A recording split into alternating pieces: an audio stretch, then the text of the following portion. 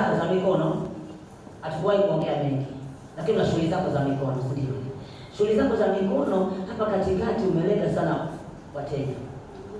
Kulikuwa kuna mtu ulikuwa naye alikuwa anakusaidia, lakini umeachana naye, ameharibu kila kitu chako, lakini leo nataka nikwambie vitakwenda kurudi. Amen. Huyo mtu yani alikushambulia sana kwa maneno mabaya, mpaka sasa hivi roho yako bado ina uchungu. Ukimtafakari mpaka ukasema sasa hivi sitaki mtu anisaidie, nitafanya mwenyewe. Hawataisha. Atafute mtu mwingine. Sababu ukiwa watu wawili pale, kila mtu ana baraka yake. Amina. Unachapana baraka hii, anipana baraka hii. Unaonaje kanisani kama tutakuwa watu wawili pale unapofanya shughuli zako? Kuna mtu mwingine ameguni tena kama wewe. Hasi ile iko wazi zaidi.